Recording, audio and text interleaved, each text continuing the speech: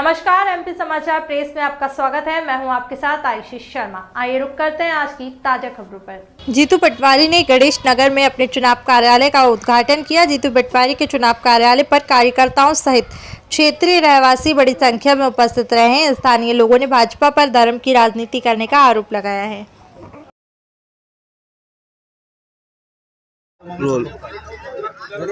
आज संत नगर में जो पटवारी जी ने अपने कार्यालय का उद्घाटन किया है, क्या कहेंगे? सबसे पहले तो सभी साथियों को जय कांग्रेस, विजय कांग्रेस। और जैसा आप भी पूरे जनसंपर्क में हमारे साथ में आपने देखा कि जनता का समर्थन किस तरीके से हमारे माननीय कांग्रेस के जो प्रत्याशी विधायक के जीतू पटवारी जी उनको मिलता है, आपने ये खुद देखा है ना। मतलब ये भीड़ एक प्यार और स्नेह की, मतलब जिस तरीके से जीतू भी अपना राव विधानसभा को परिवार मानते हैं ना, तो ये पूरा परिवार उनके साथ समर्थन में था। और यहाँ पर ये कि अभी कभी हम देखें तो वर्तमान में पूरा जो जन सैलाब है या यहाँ के वोटर हैं, ये पूरा जीतू के पक्ष में कांग्रेस में ही है।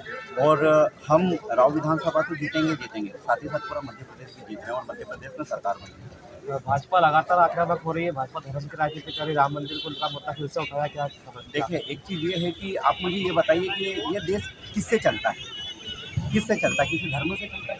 देखिए, अपने यहाँ पर हिंदू धर्म के लोग भी रहते हैं, मुस्लिम धर्म के भी लोग रहते हैं, सिख ईसाई पारसी सभी धर्म के लोग रहते हैं। तो ये किसी धर्म ग्रंथ से ये देश चलता? आप बताइए, मैं आपसे पूछ रहा हूँ, ये धर्म ग्रंथ से देश चलता है क्या? किससे चलता?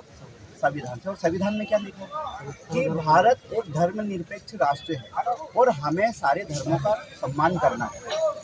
राइट या रॉन्ग?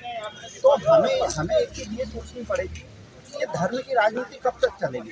और दूसरा ये कि धर्म की राजनीति करते हैं तो ऐसे ही लोगों ने, एक समय ये था कि जब हिंदुस्तान पाकिस्तान का बंटवारा कराया, तो आज ये उसी तरीके से यहाँ पर कत्लेआम करवाना चाह रहे हैं, उसी तरीके से यहाँ पर देश का बंटवारा करना चाह रहे हैं। अब ये बताइए, अभी यहाँ पर कोई सा दलिस्तान या कोई सा नया पाकिस्तान या कोई सा हिंदुस्तान नया बनेगा? आप बताइए, बनेगा क्या? या फिर इस देश में जो अन्य धर्म के जो लोग रहते हैं वो यहाँ से भाग जाएंगे क्या? तो ये सही या गलत है? मैं आपसे पूछता हूँ, सही या गलत है? भाजपा के जो राष्ट्रीय महासचिव जी, उन्होंने जो आपके प्रत्याशी 4 नंबर जी उनकी नागरिकता पे सवाल खड़ा किया था, क्या एक बार फिर से क्या नागरिकता है, उनको पाकिस्तानी संबोधित करा? देखिए, एक चीज़ ये है कि ये चुनावी माहौल है और चुनावी माहौल में ये सब आरोप प्रत्यारोप ये सब सारी चीज़ें लगती है। भैया, ये आपको कभी ऐसा लग रहा तो कोर्ट में चैलेंज कीजिए ना, किसने रोका है? गलत बोल रहा हूँ क्या? आप कोर्ट में चैलेंज कीजिए ना, और सही का सही और झूठ का झूठ वहाँ पर साबित हो जाएगा। देखिए, ये चुनावी माहौल में बयानबाजी और सब कुछ होता है कि किसी को क्या बोलते, तो ये सब चुनावी भाषण है ना। उसके बाद ये सब ठंडे हो जाएंगे। राहुल विधानसभा से मधु वर्मा जी भाजपा से उम्मीदवार है, इस बार 50,000 पार के नारे लगा रहे हैं, क्या?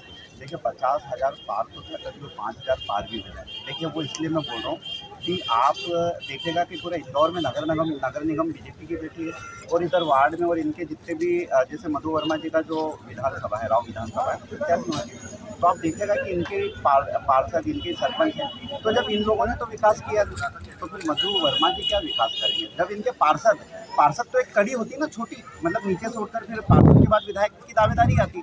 तो जब इनके पार्षदों ने काम नहीं किया तो फिर ये काम क्या करेंगे? आप अभी भी देखिए तो इनके पार्षदों के पास, इनके पार्षद जब शुरू में जब ये वार्ड जब नगर निगम में आया था तो जब ये मोटरसाइकिल खरीदी, फिर उसके बाद इनके पास होंडा सिटी के बाद फिर इनके पास फॉर्च्यूनर आई। और विशेष करके आप ये चीज़ आप विशेष करके इसको क्या मतलब कीजिएगा। और फॉर्च्यूनर पर क्या लिखा है? वार्ड 77। आप उदाहरण के रूप में ये देखिए, जैसे मेरा उदाहरण, मेरे पापा कभी मुझे गाड़ी लेकर देंगे तो मैं उस पर क्या लिखाऊंगा? पापा का नाम लिखाऊंगा ना, पिताजी का, कि पिताजी की गिफ्ट। तो यानी कि वो फॉर्च्यूनर है ना, वार्ड 77 की गिफ्ट है ना। काहे की गिफ्ट है? काहे की गिफ्ट है? वार्ड 77 की गिफ्ट है। भैया, वार्ड 77 मतलब आपने लिखवाया और एकदम से आपके पास फॉर्च्यूनर आ गई। आप समझ सकते हो यार। देखिए, मेरे पास स्प्लेंडर 2010 में मैंने खरीदी थी, फरवरी, है ना। वो स्प्लेंडर अभी मेरी इसी, और मुझे कभी कोई बोलता नहीं कि भैया नहीं गाड़ी ले दो, तो मैंने बोला यार गाड़ी जो आज से जब केंद्र में भी, मतलब अपन कभी प्रदेश की, लेकिन केंद्र जो गाड़ी 50,000 में आ रही थी वो गाड़ी 1 लाख में। मैंने भैया ये भी उतना ही एवरेज देगी, वो भी उतना ही एवरेज देगी। तो आप ये देखिए, बीजेपी के शासन काल में महंगाई है, वो सब सारी चीज़ें हुई है भैया। और उनके लोग है ना, मतलब मोटरसाइकिल से फॉर्च्यूनर पर आ गए और जनता वहीं की वहीं है। तो आपको भी समझना पड़े, क्योंकि जो मीडिया होती है ना, वो इस देश का आधार स्तंभ है। यानी कि सच्चाई बताती है। हालांकि बहुत सारे देखिए, आपने ये भी देखा होगा कि जो बीजेपी के प्रत्याशी या बीजेपी के लोग होते हैं ना, मीडिया को गालियां भी देते हैं। सुना कभी, मतलब बहुत सारी, कभी आप कभी उनकी चीज़ें कभी मतलब खुलासे से कभी छाप दोगे तो आप लोगों को ही गालियां देने लग जाते हैं। तो ये मतलब एक इस देश में, संविधान के देश में ये चीज़ सही है? गलत तो नहीं बोल रहा हूँ, सही है क्या, है ना?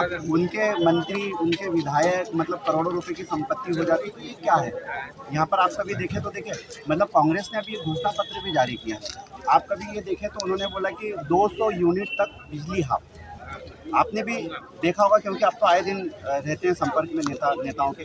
दूसरा उन्होंने ये बोला कि भैया उसके ऊपर रहेगा, 200 यूनिट के ऊपर तो हाफ हो जाएगा, मतलब 200 यूनिट तक तो माफ, और 200 यूनिट के बाद होता तो वो हाफ, ये बोला है। दूसरा उन्होंने ये बोला है कि भैया घोषणा पत्र में कि जो नारी सम्मान योजना है, नारी सम्मान योजना में 1500 रुपये। देखिए, ये प्रलोभन नहीं है, लेकिन आज भी कभी आप ग्रामीण क्षेत्र में या शहरी क्षेत्र में जाएँ तो लोगों के पास रोजगार नहीं है ना। महिलाओं के पास अपने घर में तेल खरीदने के पैसे नहीं, क्योंकि जो तेल पहले 30 से 40 रुपये में आता था, खाने का तेल, मीठा तेल, है ना, नॉर्मल भाषा में मीठा तेल ही उसको बोलते हैं, वो आज 100 से 150 और ये पार हो गया है। वहीं कभी अपन पेट्रोल, डीजल, मतलब ऐसी बहुत सारी चीज़ें हैं। तो ये जनता को आप सिर्फ बीजेपी के पास एक ही मुद्दा है सर, वो सिर्फ धर्म की राजनीति, और धर्म की राजनीति से ये राजनीति उनकी ज़्यादा दिन तक चलेगी नहीं, क्योंकि ये देश मतलब सभी धर्मों को मानने वाला देश है।